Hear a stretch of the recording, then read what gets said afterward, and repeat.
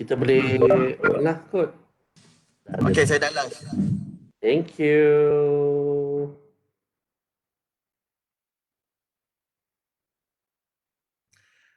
Assalamualaikum warahmatullahi taala wabarakatuh dan salam sejahtera. Selamat petang semua. Ada semua warga FB, warga media sosial, warga Webex yang join untuk program kita pada petang ini. Sekali lagi dari kami, Pusat Kebudayaan dan Kesenian Sultan Salahuddin Abdul Aziz Shah UPM, kepada anda satu lagi program slot secara virtual, iaitu program sedaya Sembang Seni Budaya, ya. Dan kali ini kita sembang seni juga, tapi dia dalam angle yang berbeza. Okey, seni juga tapi angle yang berbeza.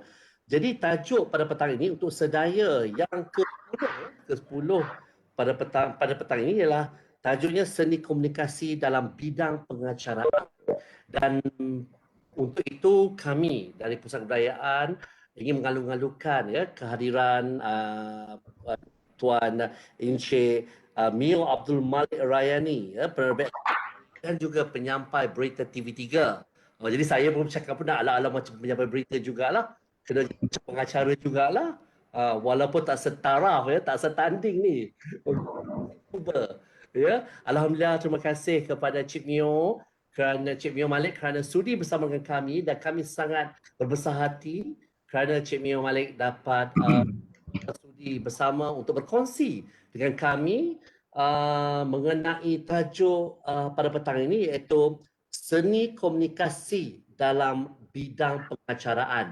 Satu tajuk yang sangat istimewa dan saya yakin boleh memanfaatkan kepada kita semua untuk tajuk ini. Dan walaupun dalam masa sekejap, 1 jam dan sebagainya, saya yakin saudara-saudari akan dapat teruskan stay bersama dengan kami untuk sesi bersama dengan Encik Mio Abdul Malik. Dan saya juga akan serahkan pada Cik Mio selepas ini, dan saya Cik Malik lah, mungkin Cik Malik terpulang pada Cik Malik sama ada nak soal jawab pun boleh, teruskan sesi perkongsian dan ada soal jawab dan sebagainya. Isap. Dan slot ni Cik Mio lebih kurang dalam sejam sahaja. Sejam sahaja untuk sesi ini. Dan saya rasa saya tak boleh buang masa lagi sebab saya lihat ramai je partisipan dah masuk. Jadi tanpa buang masa lagi, sebelum tu saya nak ucap terima kasih juga pada Cik Adidi kerana Cik Adidi bantu untuk dapatkan Cik Malik ni, bukan senang ya. Selebriti kita. Alhamdulillah, terima kasih Cik Adidi. Sama. Pusat Kebudayaan. Ya, sebab Cik Adidi daripada Bahagian Higher Pelajar. Ya. Thank you so much. Jadi untuk itu, tanpa buang masa, saya serahkan sesi sedaya ini, Sembang Seni Budaya ini kepada Cik Mio Abdul Malik. Silakan Cik Mio. Terima kasih Cik Shah. Terima kasih dulu kita dah biasa panggil Cik Shah ya, Cik Ustaz Shahrizal ni. Kenangan beberapa belas tahun dahulu ya. Ya. Pertama sekali saya ucapkan terima kasih kepada pihak Pusat Kebudayaan dan Kesenian UPM atas kesudian mempelawa saya bekerjasama hari ini dalam sesi perkongsian yang saya kira cukup istimewa hari ini, dan juga kepada rakan saya, saudara Adidi, juga saya ucapkan terima kasih atas kesudian mempelawa saya untuk program hari ini. Saya rasa ini satu program yang cukup istimewa. Pertama kali sebenarnya saya berkolaborasi dengan UPM untuk sesi yang sebegini. Sering kali sebenarnya diundang oleh Cik Shah sendiri, oleh Adidi sebagai juri untuk berbagai program di UPM, tapi untuk program sebegini saya rasa ini pertama kalilah saya bersama hari ini untuk berkongsi serba sedikit pengalaman bersama dengan orang-orang hebat semua. Saya kira yang ada pengalaman banyak juga dalam bidang pengacaraan, tapi platform kita berbeza. Cik Shah sendiri banyak pengalaman di bidang pengacaraan, Adidi sendiri mengendalikan berbagai program, acara dan sebagainya, tapi saya kira saya mempunyai platform yang berbeza sedikit berbanding saudara-saudari yang bersama pada program hari ini. Jadi saya nak mungkin berkongsi apa yang saya ada di pentas saya untuk mungkin rakan-rakan semua dapat kata orang mengadaptasi dan serba sedikit dapat kita kongsi hari ini apa skill yang saya ada, apa kemahiran yang saya ada, apa tip-tip yang saya ada untuk kita menambah dan memperkemas kemahiran kita. Hari ini fokus kita dalam bidang pengacaraan, seni komunikasi, dan saya pasti rakan-rakan ataupun sahabat-sahabat yang bersama dalam sesi hari ini pernah berpengalaman menjadi pengacara, tak kira lah di pentas apa sekalipun, sama ada formal atau tidak formal, mempunyai skill-skill yang tersendiri. Tapi hari ini saya bukan nak mengajar dan sebagainya, tapi sekadar kita nak kongsi-kongsi. Saya juga suka kalau ada rakan-rakan dalam masa kita berdiskusi ni terus bertanya juga. Assalamualaikum, selamat petang Hanim, baru masuk dia. Salam Hanim. Apa agaknya tip-tip yang saya selama hari ini pegang, mungkin saya dapat ilmu-ilmu tu selama saya berada di kaca televisyen, dan mungkin latihan yang saya terima juga berbeza. Hari ini itulah yang dapat saya kongsikan akan saya kongsikan dengan rakan-rakan yang ada dalam sesi kita hari ini. Baik, kalau kita sebut tentang komunikasi dalam bidang pengacaraan ini, Cik Syah memberi topik yang menekankan tentang seni itu. Saya ini pun bolehlah dikatakan orang yang mencintai seni jugalah. Selama beberapa tahun dulu di universiti terlibat aktif dalam akum ni. Jadi seni itu menjadi salah satu satu yang saya dambakan dalam setiap apa yang saya lakukan. Saya seronok dengan perkara-perkara yang bersifat kesenian ini, dan alhamdulillah saya terjun ke dalam kerjaya saya juga melibatkan aspek seni, tapi seni pengacaraan di kaca televisyen. Jadi ilmu yang saya dapat mungkin sedikit berbeza. Hari ini saya nak kongsikan, kalau kita menyentuh tentang komunikasi ini secara teoretikalnya, saya kira anda yang berada di gelanggang universiti ini lebih arif. Mungkin ada juga yang bergraduat dalam bidang komunikasi dan sebagainya. Tapi hari ini kita nak menyentuh tentang aspek seni itu yang mungkin sedikit berbeza dengan apa yang kita pelajari dari aspek teorinya, on papernya. Jadi dari segi practicality-nya mungkin sedikit berbeza. Kalau kita menyentuh tentang seni, kalau pengacara ni paling penting sekali, sudah pastinya kita menyentuh tentang aspek suara, kualiti suara tu yang kita titik beratkan.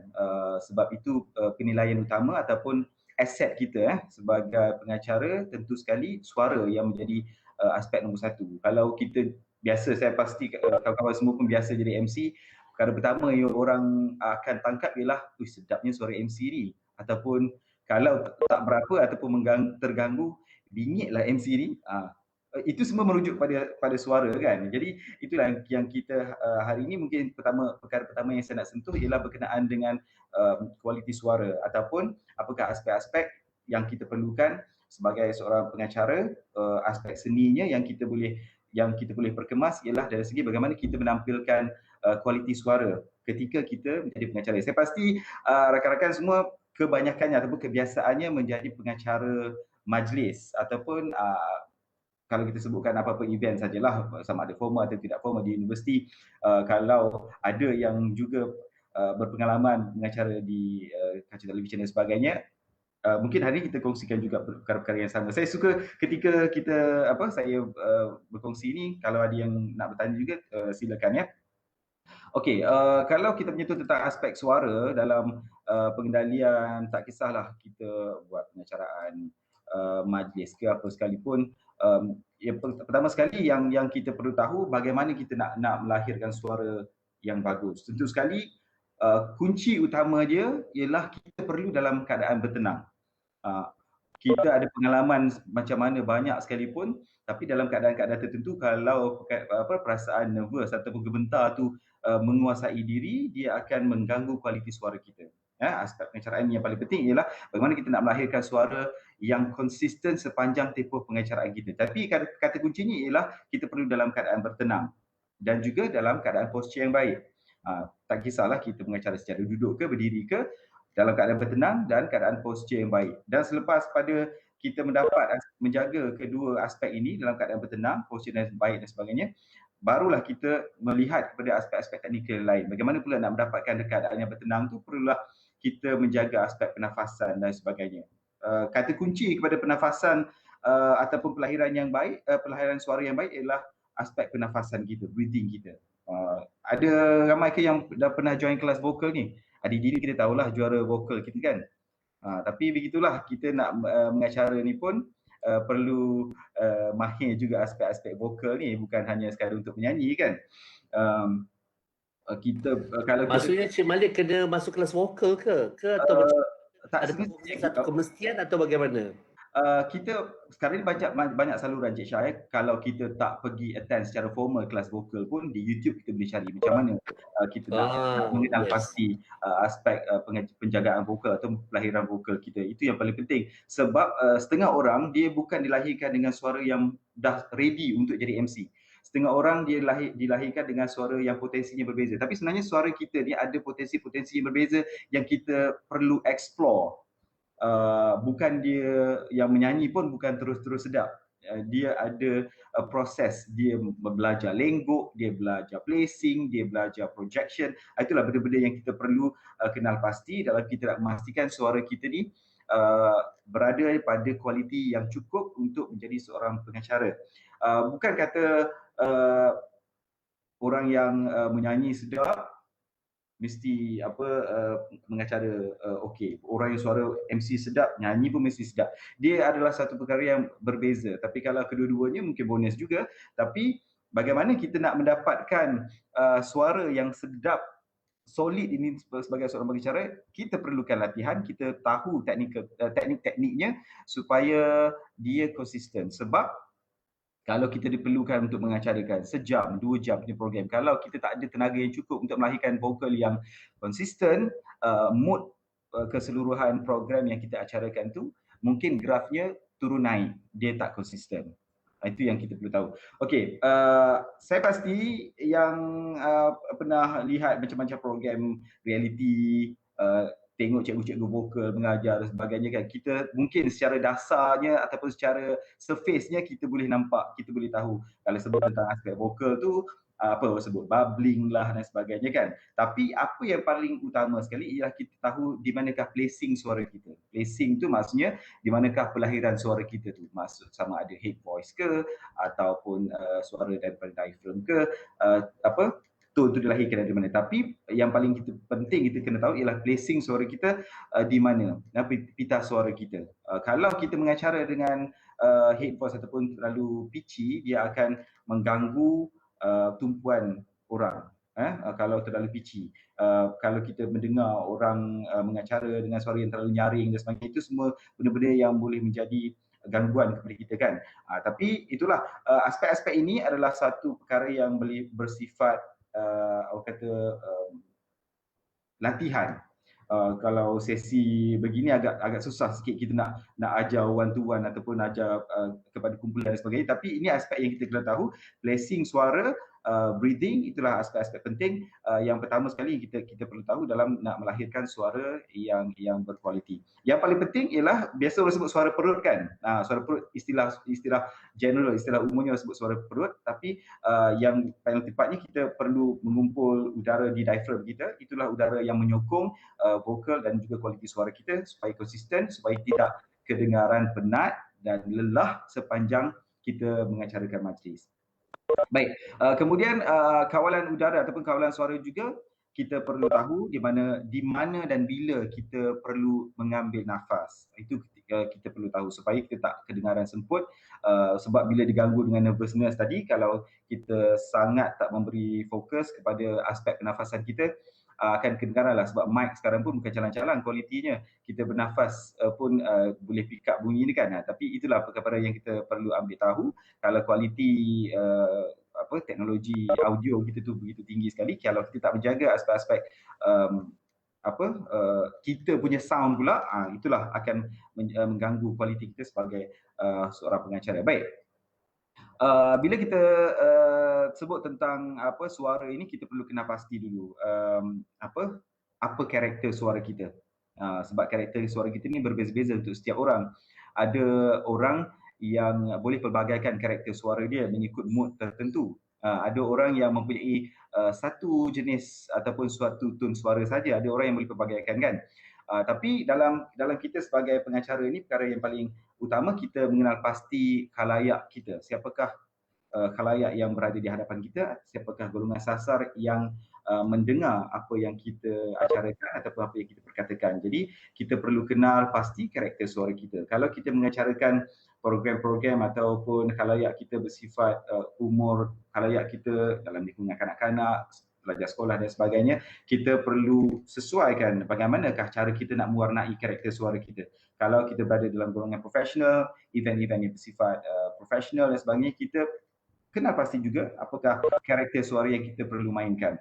Jangan kita menyamaratakan semuanya kerana mungkin akan menjejaskan ataupun tidak kata orang apa, tak mencapai matlamat yang paling tepat. Di situlah kita kenal pasti apakah karakter suara yang perlu kita bawakan. Berbeza-beza. Program hiburan mungkin berbeza, program korporat mungkin berbeza, program akademik gayanya berbeza. Dia merangkumi juga laras bahasa yang kita gunakan, tapi karakter suara yang kita bawakan dalam setiap apa acara yang kita kendalikan juga berbeza-beza. Baik, saya nak kongsikan satu perkara yang paling penting dalam kita membaca skrip. Saya kira dalam aspek ataupun penumpuan kita pada waktu ini, kalau saya kira apa, secara majoritinya khalayak petang ini mungkin kita tumpukan kepada pengacaraan majlis kan. Jadi petang ini saya nak fokuskan kepada bagaimanakah cara kita nak menghidupkan skrip dengan aspek-aspek penumpuan kepada gaya ataupun seni kita nak menggayakan pembacaan skrip kita. Okey, saya biasa sebutkan benda ni, kita ada 5P yang perlu kita kuasai ya dalam nak menyampaikan ataupun nak mengacarakan, menzahirkan sesuatu dalam bentuk teks. Biasanya pengacara majlis yang kita biasa kendalikan sememangnya kita ada teks panduan kan. Jadi nak membaca skrip ini juga bukan sembrono, kita ada skill dan juga ada peraturan-peraturan yang perlu kita tahu. Apa 5P yang saya sebutkan ni? Pertama sekali ialah projection. Ini merujuk pada suara kita. Bagaimanakah kita nak mendapatkan satu projection yang ialah melalui teknik pernafasan yang saya sebutkan di awal tadi. Itulah kita perlu belajar aspek vokal sedikit tentang bagaimanakah kita nak mengumpul suara daripada diaphragm kita supaya dia membekalkan udara yang cukup untuk kita push suara kita, untuk project suara kita supaya dia ada satu kualiti yang cukup yang seiring dengan teknologi mikrofon yang kita gunakan. Kalau mikrofon canggih dan sebagainya tapi suara kita lemau, suara tak cukup tenaga, tak cukup projectionnya, ini yang kita rujuk sebagai pengacara yang tidak bertenaga. Sebabnya projection ini menunjukkan tenaga kita ketika sedang berbicara dan juga mempengaruhi minat dan juga mood perbualan ataupun mood pengacaraan kita. Kalau kata tak cukup tenaga ataupun tak cukup projection suara kita tu, itu yang akan menjejaskan. Bagaimana nak dapatkan suara yang melalui projection yang cukup ni? Kita melalui latihan-latihan pernafasan dan sebagainya. Kita boleh carilah kat mana ataupun nanti ada sesi seterusnya dan sebagainya. Tapi buat waktu ini yang perlu kita tahu ialah kita perlu tahu bagaimana cara nak project suara itu melalui teknik pernafasan yang betul melalui diaphragm kita.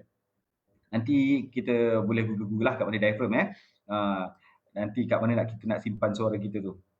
Sebabnya apa? Sebabnya kita boleh orang yang diaphragm ni sifat dia sekarang ni tengah hot lah kan, isu orang potong-potong perut dan sebagainya ni kan. Diaphragm ni sebenarnya sifatnya lebih kurang sama dengan perut dia mengembang. Lagi banyak kita makan, lagi banyak kita isi, lagi besar perut tu boleh mengembang. Saiz asalnya begitu. Diaphragm pun begitu. Lagi banyak kita praktis dengan tekanan udara di dalam perut kita praktis tu lagi kembang, lagi anjal, lagi elastik lah diaphragm kita tu menyimpan udara. Sebab tu ada orang yang nafasnya pendek, ada orang yang nafasnya panjang. Orang yang nafasnya panjang ni dia selalu berlatih dengan diaphragm dia. Dia explore diaphragm dia sebanyak mana udara yang dia boleh simpan, sepanjang mana nafas yang dia boleh keluarkan. Itulah kata orang bagaimana kita kena tahu untuk nak menyimpan udara di diaphragm ni supaya dia membantu kita ketika mengacara ni supaya tak kedengaran penat dan tak banyak kali sangat kena ambil nafas kan. Okey, seterusnya P yang seterusnya ialah pacing kita, kelajuan dan juga punchiness. Kelajuan kita berbicara ataupun membaca skrip kita, di manakah kelajuan yang kita perlu tetapkan. Kata orang, ada orang setengah cakap, kau ni cakap macam kereta api. Itu merujuk pada kelajuan. Sama ada terlalu laju atau terlalu perlahan, kita kena kenal pasti siapakah khalayak kita, apakah durasi program kita? Perlukah kita terlalu laju? Perlukah kita perlahankan pembacaan skrip? Kita kena kenal pasti. Dan juga kita kena kenal diri kita. Apakah pacing kita? Kalau kita laju, adakah akan mempengaruhi technicality sebutan kita? Kalau kita terlalu perlahan, adakah akan mempengaruhi mood kita? Jadi kita perlu kenal pasti apakah kelajuan kita membaca skrip yang sepatutnya yang kita perlu kenal pasti. Okey. Seterusnya, pacing dan juga punchiness ini juga mempengaruhi kefahaman pendengar macam saya sebutkan tadi. Kalau terlalu laju, mungkin kita telan perkataan. Kalau terlalu laju, mungkin orang tak dapat tangkap apa sebenarnya bunyi yang disebutkan ni. Kalau terlalu laju, mungkin kita tak menyebut nombor-nombor atau fakta-fakta yang perlu kita sampaikan kepada khalayak kita dengan tepat. Jadi keperluan dia adalah untuk mengawal butir bicara kita. Itulah kepentingan pacing kita, kelajuan kita, dan juga kita mengenal pasti di mana punchiness, di manakah perlunya kita tekankan aspek tertentu dalam skrip yang kita bacakan. Okey, P yang seterusnya ialah pausing. Ini yang paling penting yang saya selalu tekankan dalam kita nak membacakan skrip pengacaraan kita. Apa pausing? Kenapa penting sangat pausing ni? Pausing ataupun berjeda seketika ni adalah penting dalam nak menentukan maksud ayat. Kalau kita memperoleh skrip, kadang-kadang skrip kita tu bukan kita yang prepare. Kadang ada jabatan tertentu yang dah sediakan, ada pihak penganjur majlis yang sediakan. Kita sebagai pengacara ini perlu menyampaikan skrip pengacaraan kita dengan tepat dan berkesan. Jadi apa perlunya kita dapat skrip awal ni ialah untuk kita study skrip kita di manakah point ataupun tempat-tempat pausing kita yang sepatutnya dalam skrip kita supaya tak lari maksudnya. Saya suka petik contoh ini yang sangat simple tapi biasanya orang faham apa yang saya maksudkan dengan pausing. Contoh ayat saya makan nasi goreng Cina di Melaka. Kalau saya pause di, saya makan nasi goreng Cina di Melaka, saya makan nasi goreng Cina di Melaka. Dua tempat pausing yang berbeza tapi memberikan dua maksud ayat yang berbeza dalam satu ayat yang sama. Itulah pentingnya kenapa kita perlu jaga dan kenal pasti aspek-aspek ataupun tempat-tempat pausing yang tepat dalam kita nak menyampaikan skrip pengacaraan kita tadi. Dan juga pausing ini memberi ruang juga untuk kita bernafas supaya tidak kedengaran semputlah semasa kita nak mengacarakan majlis. Okey. Satu lagi aspek yang kita perlu kenal dan tahu dan pastikan ketika kita mengacara aspek pausing ni tadi pausing ni kita kena pasti ayat yang kita nak sampaikan. Kita tak boleh putuskan frasa-frasa tertentu. Kita kena pasti subjek ayat, predikatnya, frasanya apa, klausanya apa supaya kita tak putuskan di tempat yang salah. Sebagai contoh, kalaulah kita sebut tentang saya petik satu contoh ayat, contoh berbangsa Tionghoa. Pelajar berbangsa Tionghoa itu pulang bercuti di kampung. Pelajar berbangsa Tionghoa itu pulang bercuti ke kampung. Kalau kita pause di tempat yang salah, dia memberi maksud yang salah juga. Itu contoh yang paling simple lah. Sebab tu kita perlu jaga aspek pausing kita. Yang saya sebutkan tadi, kita kenal pastilah aspek subjek, aspek predikat, apakah frasa, apakah klausa. Itu 4 ciri yang kita boleh kenal pasti tentang pausing kita, di manakah tempat kita nak menyampaikan pausing. Okey, yang seterusnya, P yang seterusnya satu lagi yang penting juga ialah tentang pronunciation. Pun tengah hot juga sekarang ni tentang sebutan-sebutan ni kan. Adalah juga rakan saya yang terpalit juga tentang isu sebutan ni. Ini aspek yang kita sebagai pengacara ni paling takutkan sebab bukan semua bahasa kita kuasai dengan baik sekali. Kadang-kadang kita jumpa skrip-skrip yang kita hari-hari kita jumpa bahasa Inggeris dan sebagainya, tapi ada sesetengah perkataan yang bukan dalam frasa harian kita ataupun yang secara harian kita jumpa. Tak kisahlah kita siapa pun, pengacara ke, menteri ke dan sebagainya, tapi bila berkait dengan aspek pronunciation ataupun ketepatan sebutan ini, ia melambangkan, kalau dalam satu situasi yang formal kita sebagai pengacara, ia melambangkan kebijaksanaan kita, sejauh mana kita study dan sebagainya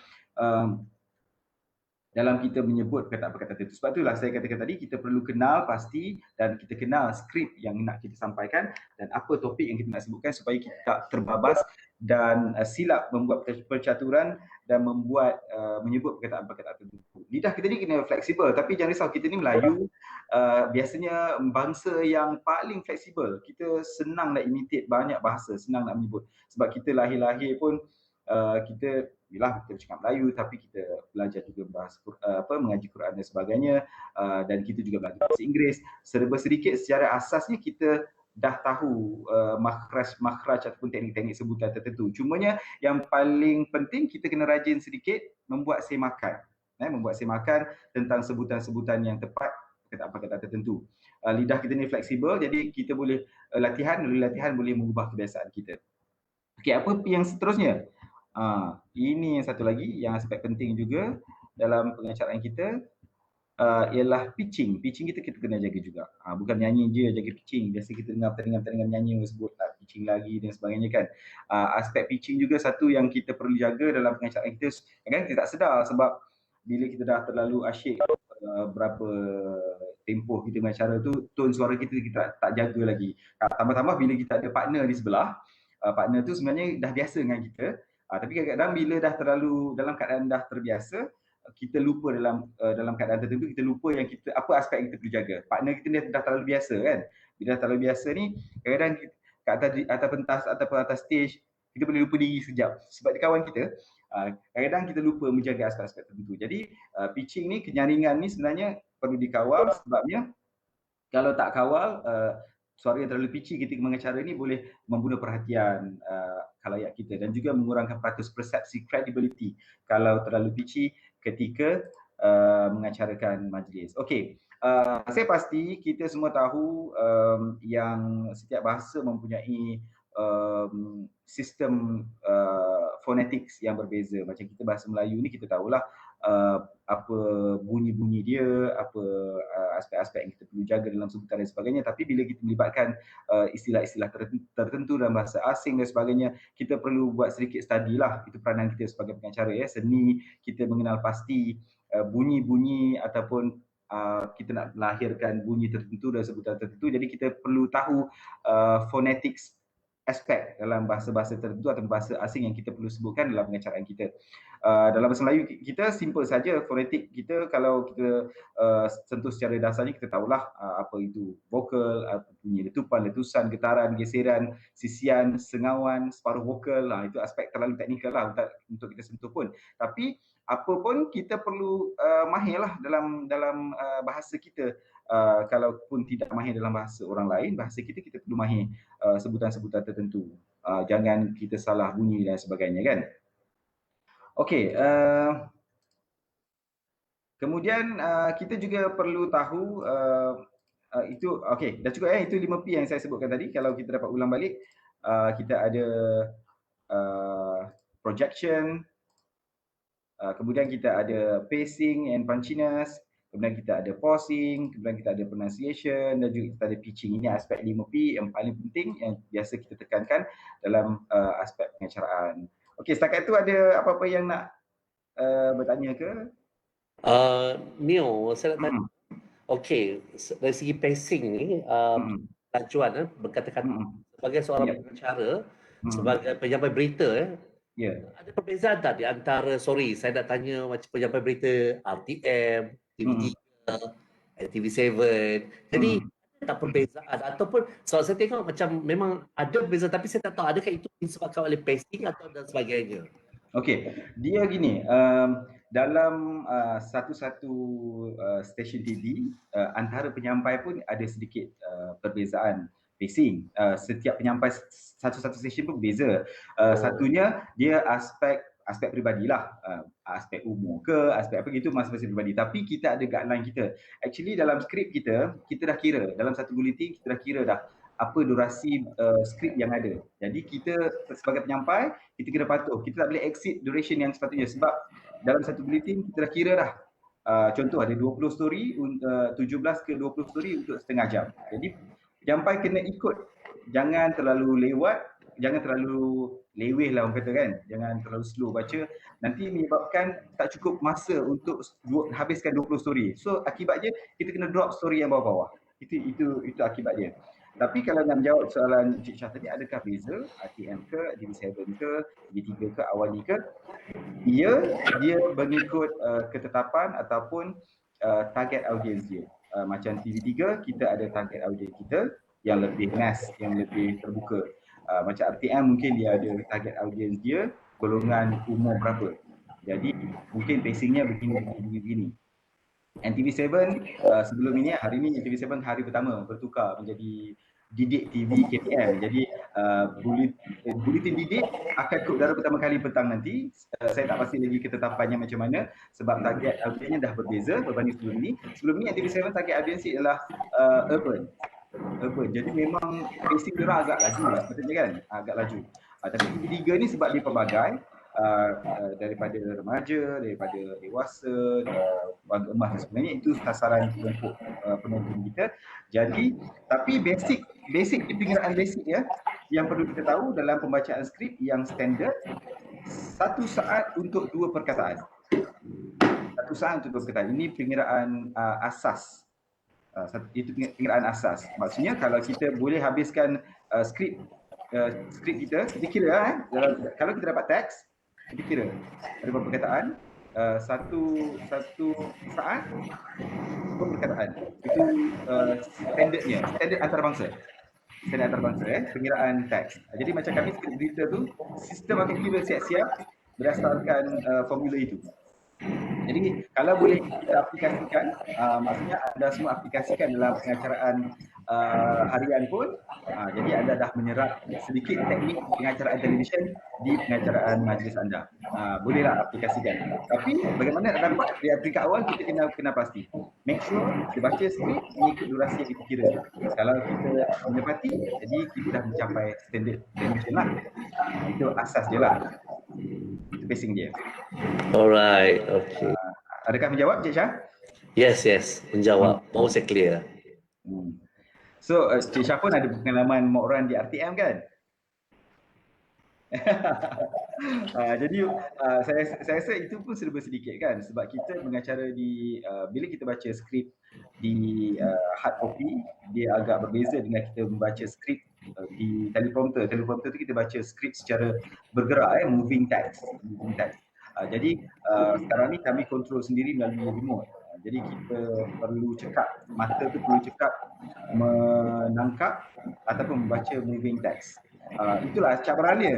Kita nak kenal pasti di manakah tempat kita pausing, kita nak memastikan kita sebut perkara-perkara sebutan yang tepat dalam keadaan moving text tu. Jadi berdua dia memang kita kena tadi terlebih awal apakah konten yang kita perlu sampaikan. Itu saja.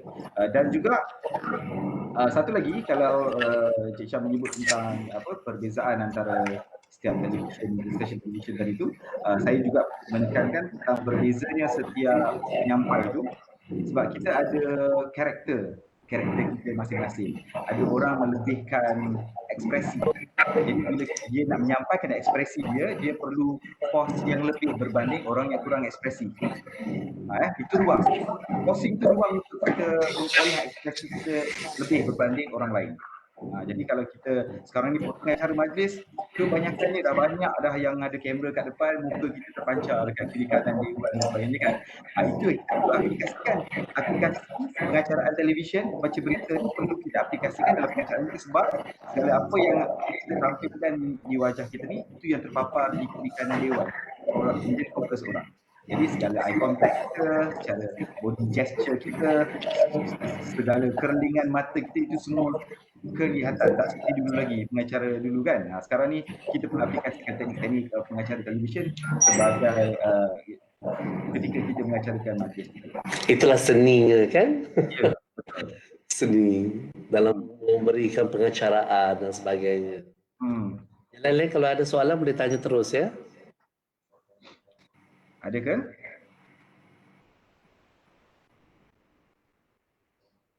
Okey, kalau nak ada soalan? Ada chat. Dia kata kalau baca berita radio yang ringkas dan padat, kita nak kekalkan momentum reading, bagaimana jaga klip supaya tak tersasul? Okey, ini perkara yang paling kami pun sebagai penyampai TV pun bimbang jugalah. Tadi kalau nak sebutkan tentang nak mengekalkan konsistensi disebut nak mengekalkan tenaga energi ketika baca berita. Okey, itulah saya sebutkan tadi pentingnya kita mengetahui ataupun menguasai teknik pernafasan sebab aspek utama yang membantu konsistensi vokal kita ialah kemahiran kita mengawal udara melalui diafragm kita. Kalau kita tahu dan dapat teknik kita mengawal vokal ataupun teknik kita breathing teknik tu, simpan udara cukup-cukup dekat diafragm, berita 1 jam ke, berita 15 minit ke, berita 20 minit ke, kita dapat kekalkan momentum tu dengan cara kita tahu bagaimanakah kita nak manipulasi cara kita mengeluarkan udara. Semua tu melalui latihan. Kalau kita belajar sekalipun, kita belajar teknik untuk breathing teknik untuk dapatkan suara dari perut ni, kalau kita tak latih, memang akan kesannya tu takkan kita dapatlah. Okey, saya kongsikan dulu di awal-awal ketika saya terlibat dalam pembacaan berita tahun 2008. Ketika tu awal-awal saya menjalani tempoh latihan selama 6 bulan sebelum dibenarkan ke udara. Tapi dalam tempoh tahun pertama, tahun kedua tu saya masih apply apa yang diajarkan kepada saya. Maksudnya breathing teknik tu, sebab kita bersiaran buletin pagi, walaupun bersiaran pukul 7, tapi pukul 5 dah kena bangun, pukul 5.30 dah kena gerak pergi office.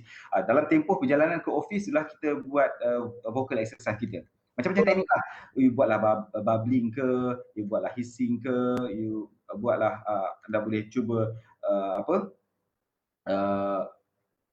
apa lagi, banyak lagi teknik vokal yang kita boleh gunakan kan.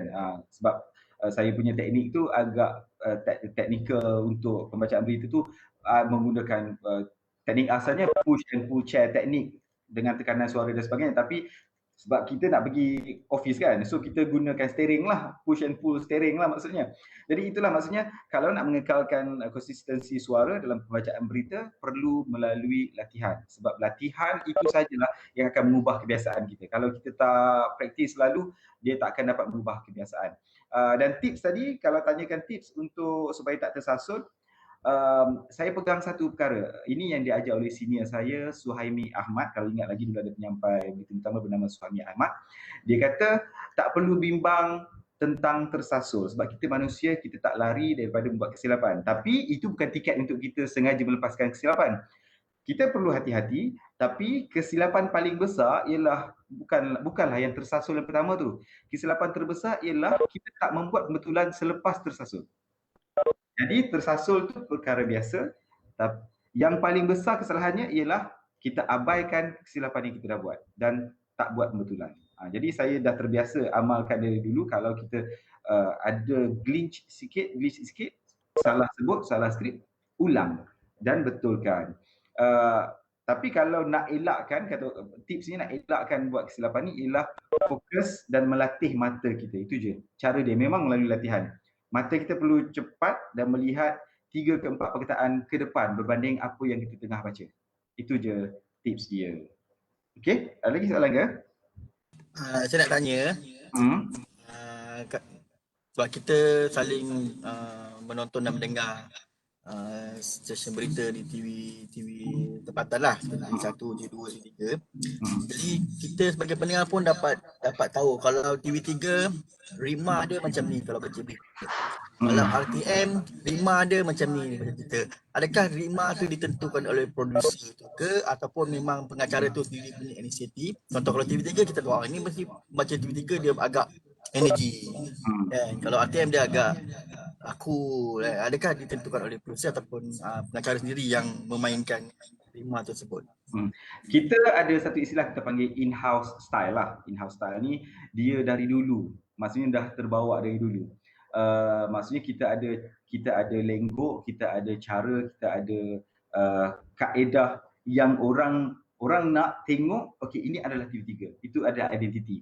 Jadi ketika mana penyampai baru masuk untuk sesi latihan dan sebagainya, memang kita nasihatkan dapatkan lenggok dan juga cuba imitate dulu. Bukanlah kata untuk orang untuk tiru, tapi kita nak dapatkan in-house style kita sebab itulah kita. Itulah identiti kita. Macam TV3 itulah identiti TV3. Awak Astro Awani itulah identiti Astro Awani.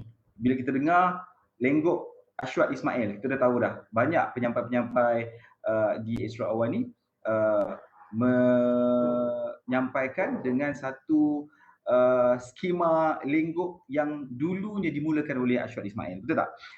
Sekarang kalau kita tengok TV3 pula, senior-senior dulu dah mulakan begitu. Jadi itu identiti yang kita perlu jaga supaya orang kenal pasti. Dia macam muzik montaj lah, muzik montaj berita kalau yang dulu yang legend tu kan, kita dengar je kita tahu okey itu utama nak start. Kalau kita dengar muzik montaj awal ni kita tahu okey itu nak start. Tapi kalau tak ada montaj tu, apa yang nak bezakan? Itulah dia in-house style tu. Sebab itu siapa je yang nak menyampaikan berita kena dapatkan dulu apa identiti dia. Bagaimana? Dengan melalui latihan, study dan kenal pasti di manakah kita perlu ubah cara kita supaya berada di kelompok itu. Supaya dia tak bezalah kalau you bawa intonation ataupun rhythm rima Astro Awani, you menyampaikan berita di TV3 tak kecanggung bunyinya kan. Jadi itulah dianya. Dia identity untuk setiap stesen tu. Ada lagi ke yang nak bertanya?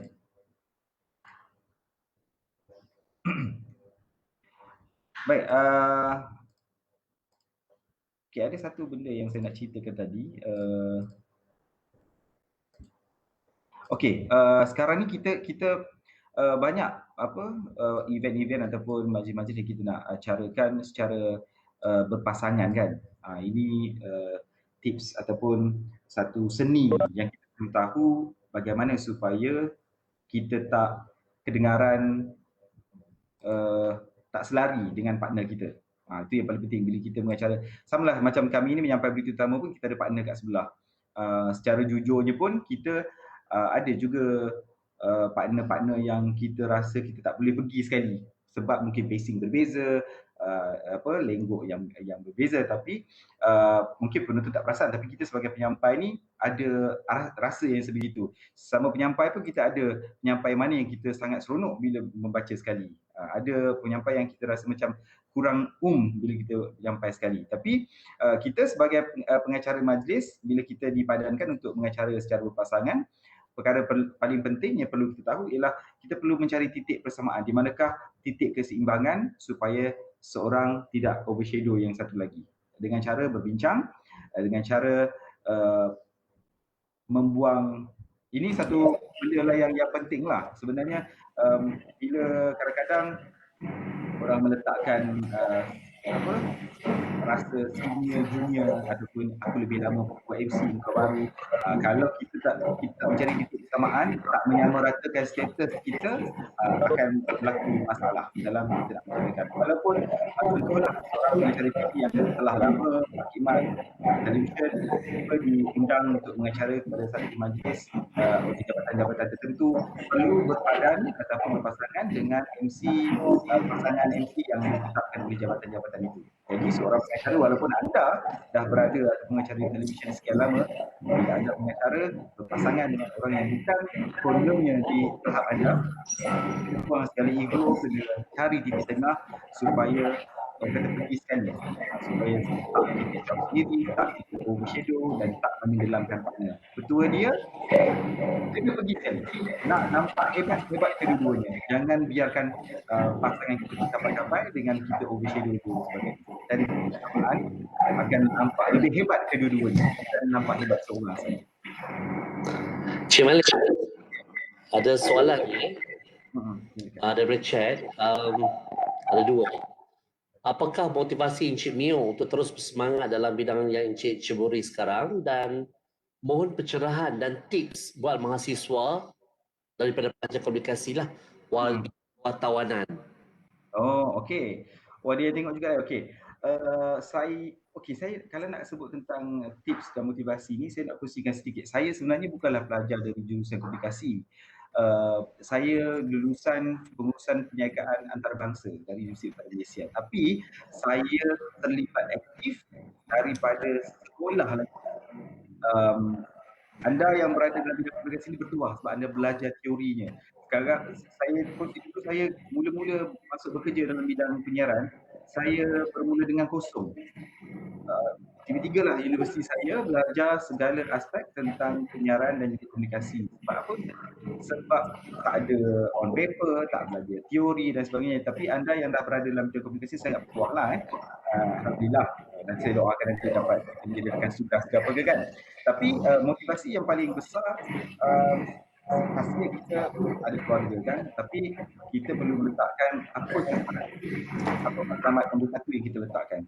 Kalau kita dalam bidang pendidikan biasanya orang kata dari itu, tapi kalau kita letakkan sebagai pinjamnya susah untuk kita survive dalam industri. Tapi kalau kita meletakkan minat, passion dalam bidang pengacaraan ini adalah aspek kita explore banyak macam benda. Okey, satunya bila kita masuk dalam bidang pengacaraan ini, bidang kita perlu perkemas apa skill lain yang kita dalam industri. Kalau kita hanya bergantung kepada cara TV saja, tak ada skill lain, ayat tu tak berapa lama sebab kita faham television apa yang biasanya tarik dari kita, apa aspek yang menyokong kita untuk terus survive. Saya tak bukan apa skill lain yang kita ada belajar sepanjang kita ada di industri. Sebagai seorang pengacara, skill terpenting yang kita ada ialah reporting skill. Wartawan apa paling penting? Cik Mio, dia tersekal-sekal lah. Dia tak berapa dengar. Baiklah, alamak. Sekejap, saya cuba Sekejap ada salah lain ke? Lain nampak okey. Lain okey. Kalau cakap macam ni okey. Tapi dia sekejap lari, sekejap ada. Sekejap lari, sekejap ada. Sekarang okey ke? Sekarang okey, Alhamdulillah. Okay. Alright. Saya ulang balik sebagai seorang pengacara ataupun orang yang berada di depan TV, asas yang paling penting seseorang perlu ada ialah kemahiran dia sebagai seorang wartawan, seorang jurnalis. Kalau dia strong asas journalism dia, dia buatlah sebagai seorang pengacara, terutama sekali seorang penyampai televisyen. Kita cakap benda berbeza lah. Kalau pengacara hiburan tu kontennya berbeza, asasnya juga berbeza. Tapi saya cakap bagi pihak saya di bidang pengacaraan sebagai penyampai televisyen, pengacara program-program yang bersifat ataupun news ni, asas yang paling kukuh perlu ada ialah asas sebagai seorang wartawan. Dan juga macam saya, seorang penerbit eksekutif, saya perlu kukuhkan kemahiran saya menerbitkan rancangan, kemahiran penerbitan, production skill saya, idea-idea bagaimana nak menjana idea-idea yang lebih bernas dalam kita nak menerbitkan rancangan. Itulah aspek yang penting untuk saya survive. Saya tak rasa saya akan terus baca berita sampai tua dan sebagainya, tapi kita sebagai pekerja, apa skill terkuat kita yang perlu kita pegang. Itu yang akan buat motivasi saya untuk terus berada dalam industri. Tips dia, kalau anda daripada zaman universiti ni, daripada pelajar lah yang dah jadi staff ni, saya pasti dah berjaya mengarungi kehidupan sebagai mahasiswa dan sebagainya. Tapi sebagai seorang pelajar, tips dia, rebutlah segala peluang yang ada kat universiti tu. Macam-macam. Di pusat perayaan saya pasti Cik Syah menyediakan pelbagai program, di Cik Adidi juga di HCP menyediakan pelbagai program untuk yang melibatkan para pelajar. Sama ada sebagai AJK ke, sebagai MC ke, sebagai apa lagi, event coordinator ke. Ini semua adalah asas-asas yang saya sendiri, saya rasa saya belajar banyak masa universiti dulu yang menjadi penguat untuk saya duduk dalam industri. Okay je, you biasa buat event kat dalam industri, bila you duduk dalam production, you sudah memang kena cepat. Sama lah. Kemudian kalau you tinggi memang kamu dah relax. Benda yang sama dah juga kita apply kepada saya sebagai penyelidik. Benda yang sama. Benda yang perlu dalam 1-2 saat. Saya pun siap pengalaman pengalaman saya sebagai penulis cerita, ayat ni begini kalau saya sebutkan, 1 atau 2 saat menentukan hidup mati seseorang. Apa maksudnya tu? Saya pernah menerima satu berita, dah flash dah, macam dah dapat maklumat dah untuk berita terkini. Pak Cik Fit dah masuk dalam studio dah baca dah. Lagi 2 minit. Saya dah prepare dah, Adun, tak ingat saya Adun mana, dah dapat berita Adun tu dah Adun sekian-sekian meninggal dunia gini, maka ini SPR perlu bersedia untuk pelihara kecil gini. Konten dah siap, Pak Cik Fit dah masuk studio dah nak baca. Lagi 15 second nak roll montage, dapat call daripada editorial. Kata, jangan pakai dulu, belum mati lagi. Jadi dalam tempoh berapa second itu, kita perlu cepat buat keputusan dan cepat bertindak. Dropkan story itu, jangan pakai. Itu yang saya katakan, dalam tempoh berapa saat menentukan hidup mati seorang. Misal katalah, saya tak dapat panggilan dalam tempoh beberapa saat sebelum on air tu tadi, penyampai berita tu dah baca dah berita Adun tadi tu dah meninggal dunia. Jadi bayangkan, itulah perkara yang kita perlu tekankan sebagai seorang mahasiswa-mahasiswi ini, rebut segala peluang, sebabnya apa yang universiti hidangkan bukan sekadar apa yang di Dewan Kuliah, apa yang dianjurkan, apa yang peluang yang diberikan untuk student ataupun pelajar libatkan diri, itu adalah semua aspek pembelajaran yang nanti bila kita dah bekerja baru kita tahu, oh ini sebenarnya kenapa aku perlu libat ini. Itulah dianya. Okay, Cik Mio, ada 2 pertanyaan daripada chat. Yang pertama berkaitan dengan apakah teknik penjagaan suara dan juga bagaimana untuk rawat mood emosi sebelum bersiaran. Okey. Ini pun suka juga dengan soalan ni. Bagaimana nak menjaga kualiti suara? Okey, saya tak adalah kata orang tak minum ais ke, tak makan pedas ke. Itu mungkin setengah orang kata begitu, tapi nanti boleh tanya Adidi juga macam mana jaga suara dia sedap tu kan. Okey, teknik jaga suara ni sebenarnya melalui latihan sahaja. Kita perlu konsisten, kita tahu placing suara kita macam mana, placing suara tu dekat mana, kita tahu placing suara dekat mana, dan bagaimana nak menjaga konsistensi tu je yang paling penting. Pagi-pagi kalau kita perlu mengacarakan pagi-pagi, perlu buat vocal exercise. Warm up. Memang kena warm up. Kita tak boleh sembrono terus. Kalau event petang kena buat MC petang tu, tak mungkin kita dah pakai suara tu dari pagi. Tapi kalau kita mengacarakan event pagi, memang kena warm up suara. Memang pagi-pagi kalau macam siapa yang dah family, dah ada anak, pagi-pagi dah jerit, dah masa nak siapkan anak-anak pergi sekolah tu tak apalah.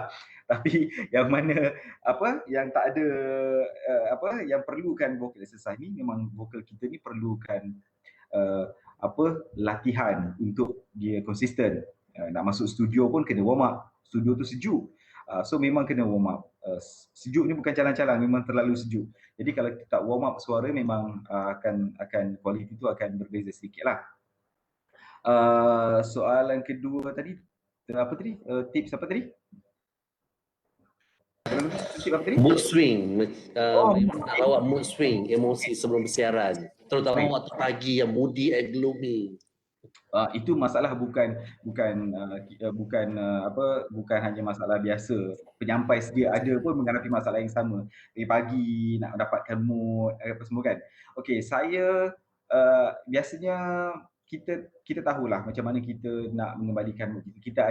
Kita ada titik sensitif kita yang kita tahu. Mungkin ada lagu-lagu kegemaran yang kita boleh dengar pagi-pagi. Mungkin ada orang-orang tertentu yang boleh membuatkan kita ceria. Mungkin ada kod-kod tertentu yang boleh mendorong motivasi kita pagi-pagi. Jadi mood swing ni satu yang berbeza. Tapi kita kena jaga juga. Okey, bila sebut tentang mood ni, sebagai penyampai, saya sebagai penyampai, kita perlu menyampaikan skrip yang berbeza-beza moodnya. Kita tak boleh jangka, kita tengah baca story crime, kita tak boleh jangka apa next skrip yang kita akan baca. Mungkin story kematian, mungkin story berita gembira, package penjana ditambah dan sebagainya. Jadi kita perlu bijak nak switch mood kita macam mana. Kita perlu bijak. Dengan cara satu tarikan nafas, kita perlu tukar 360 mood kita. Tapi ini semua melalui latihan. Dan juga bagaimana kita sensitif pada perubahan mood. Kalau kita larut dengan mood yang tak sepatutnya, implikasinya pada kita juga.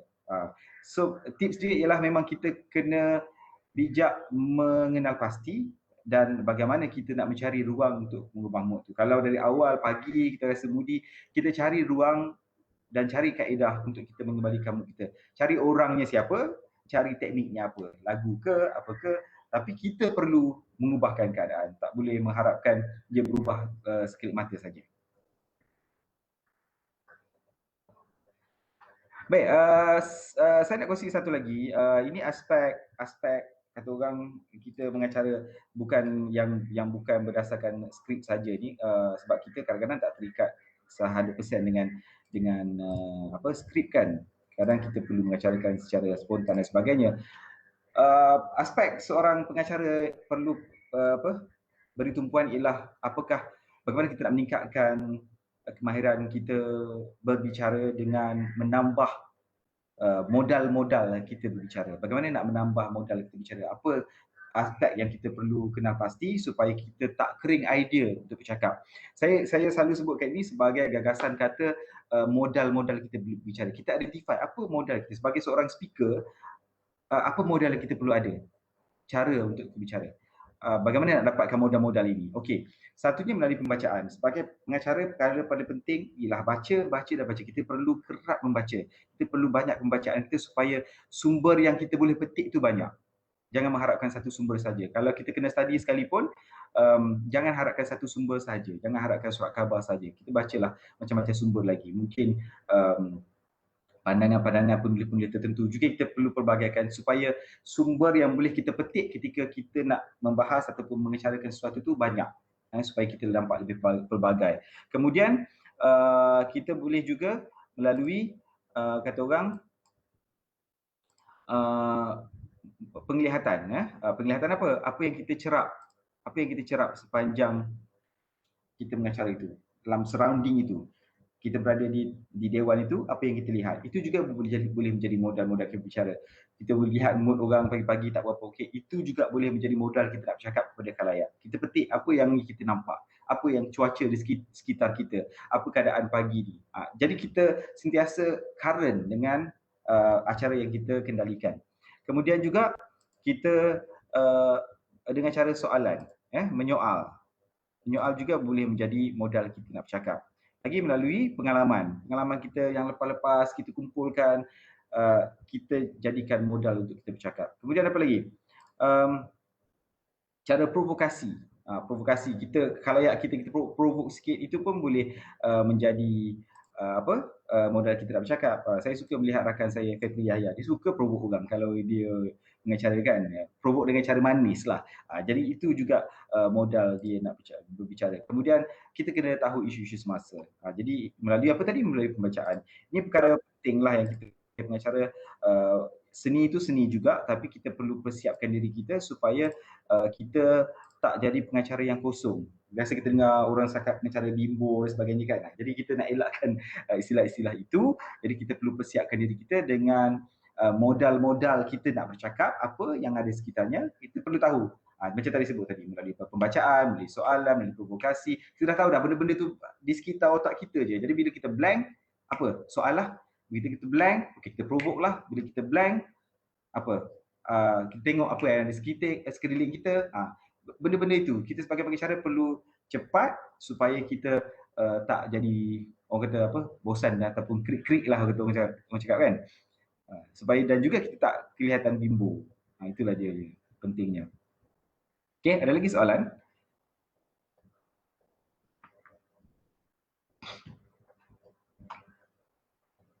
Ada di chat ke? Ada soalan tapi dah jawab dah sebenarnya tadi. Tadi dia tanya tulisan pertandingan, skrip dah habis cakap, ada tak? Dia tanya tentang itulah apa kata bila tak ada skrip, kalau dapat tips yang boleh digunakan bila kita tak ada skrip tadi. Okey, itulah saya sebutkan tadi.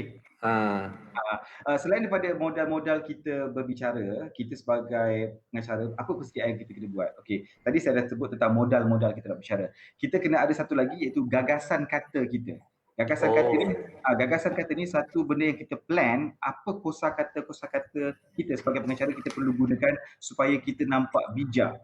Kalau topik kita pilihan raya, contoh kita beri topik pilihan raya. So apa gagasan kata yang kita perlu guna, yang kita perlu tahu? Kita kena faham maksud DUN, kita kena faham maksud parlimen, kita perlu faham maksud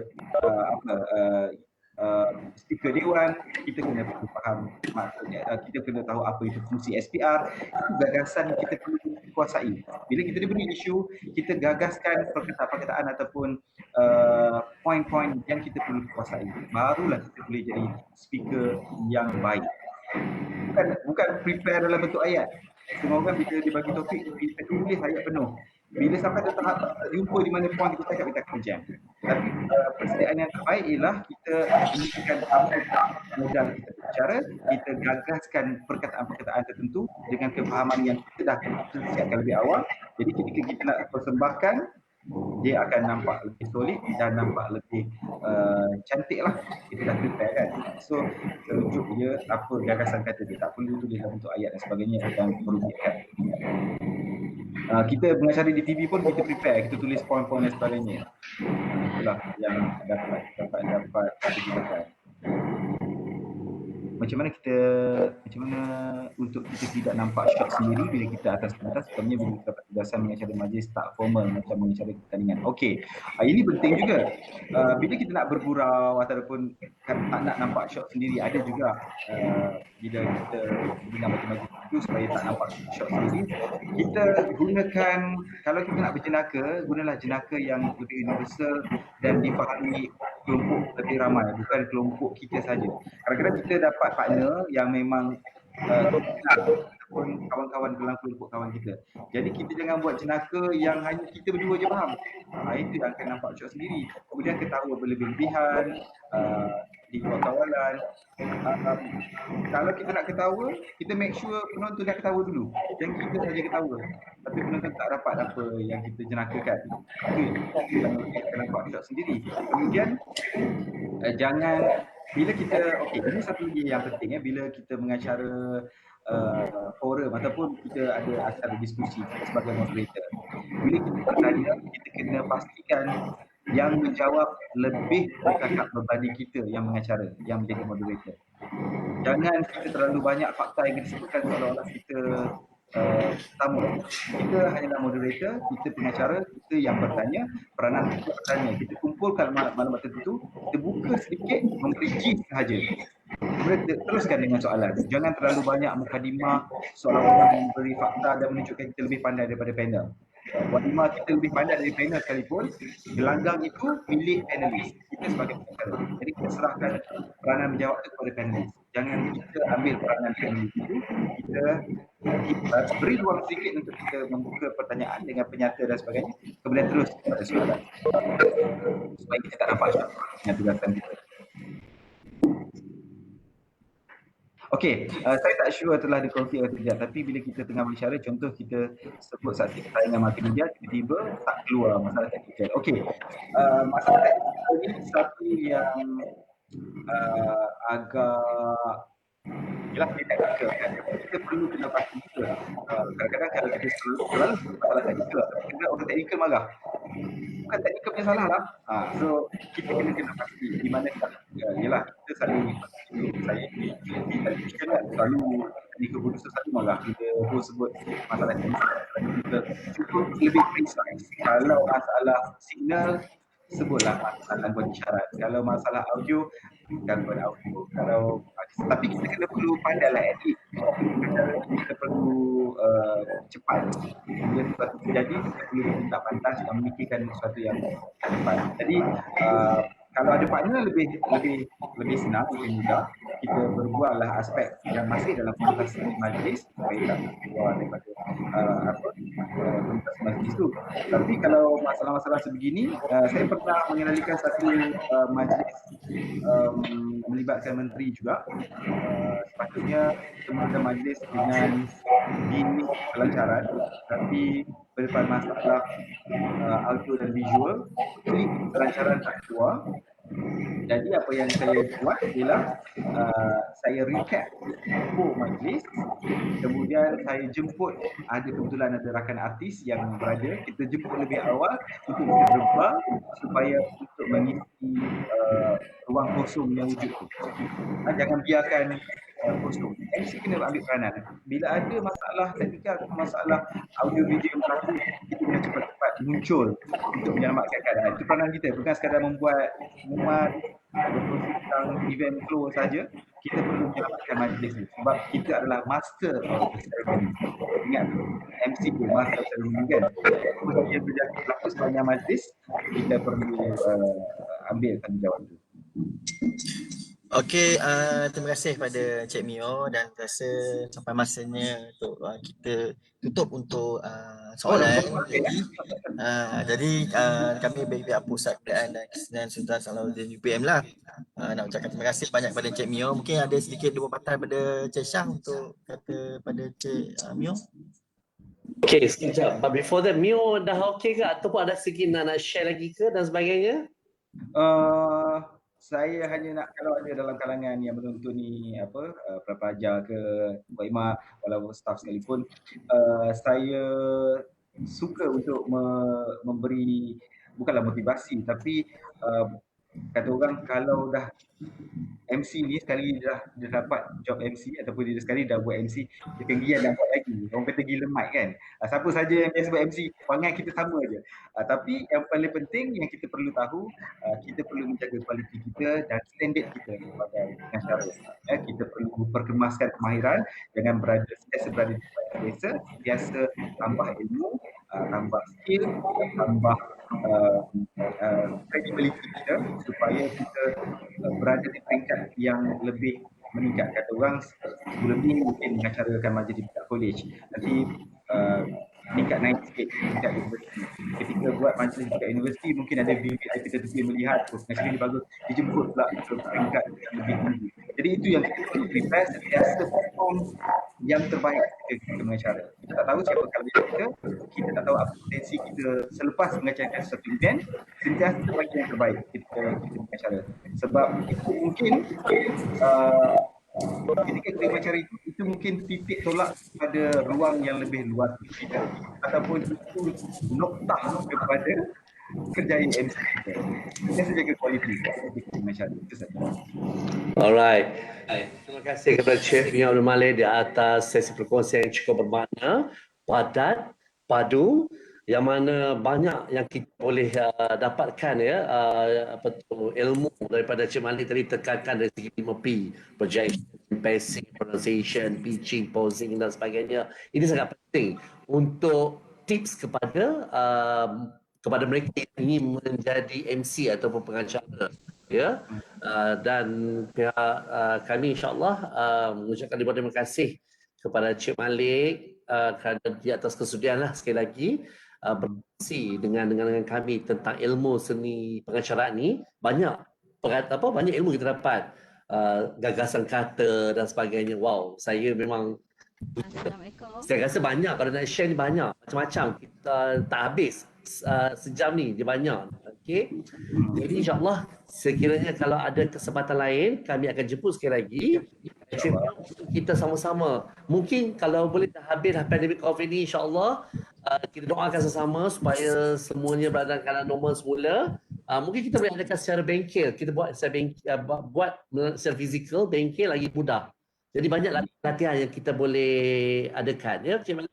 Ya, insyaAllah boleh buat. Alright. Jadi kalau kita lihat Cik Malik, sebenarnya kat sini ramai sebenarnya yang pengacara-pengacara. Kalau saya lihat ni, Rizal pun ada. Ni pengacara convocation, penyebut nama convocation. Raja Muzamil pun ada. Mereka antara alumni ataupun pelajar ataupun staff yang memang terlibat secara langsung dalam pengacaraan. Ada Puan Raihan dan sebagainya. Terima kasih kerana hadir untuk sesi perkongsian kita pada petang ini. Dan untuk kalian, untuk warga yang dalam Webex ni, kalau nak tahu Cik Malik ni sebenarnya pandai menyanyi. Dia masa dia belajar dulu, dia adalah penyanyi UUM. Dia sebenarnya memang bersama dengan Adidi, lebih kurang sama. Dia orang selalu bersaing. Kalau bertandingan tu selalu bersaing. Saya lah pegawainya, hari tengok. Tapi yang dengan Didi lah. Okey. Jadi Cik Mio dia very talented lah selain daripada mengacara dan menyanyi pun boleh, menari pun boleh. Penari UM juga tu, jangan tak main. Boleh. Alright. So, jadi saya ucap terima kasih sekali lagi kepada Cik Malik. Boleh tak saya mohon kepada saya lain untuk kita appear wajah untuk saya nak bergambar, untuk sesi bergambar bersama dengan Cik Malik. Kalau boleh, lain kalau boleh kita boleh appear wajah untuk kita adakan sesi bergambar bersama dengan Cik Malik. Amirul, kepala ke depan sikit Mirul, jangan nampak macam tidur tu. Elok sikit dik. Handsome nampak. Okey, yang lain-lain bersama ya. Riza, thank you so much for joining us. Yang lain-lain, Cik Ahmad Syukri. Itu. Saat kita bergambar ya. Hedi bergambar Hedi. Azliana, juruacara kita. Juruacara Konvo. Tolong on sikit muka tu. Handsome, cantik belaka. Bukan senang nak bergambar dengan selebriti Cik Malik.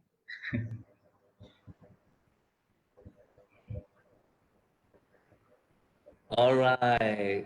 Jadi terima kasih banyak-banyak. Nanti kami akan share dalam, memang ni live, boleh ulang tayang, boleh tengok juga dalam FB Pusat Kebudayaan dan Kesenian Sultan Salahuddin Abdul Aziz Shah UPN. Begitu juga untuk Encik Syah, untuk konsert Diraja, all the best saya ucapkan. Moga pelaksanaan ada penganjuran. Kita nak tengok sekali lagi Adidi beraksi. Yes, Adidi 2 lagu, dia conquer 2 lagu. Wow. Okey, terima kasih Malik. Thank you. Okay, Assalamualaikum semua. Jumpa lagi insyaAllah. Terima kasih semua yang hadir. Thank you so much. Assalamualaikum dan salam sejahtera. Assalamualaikum.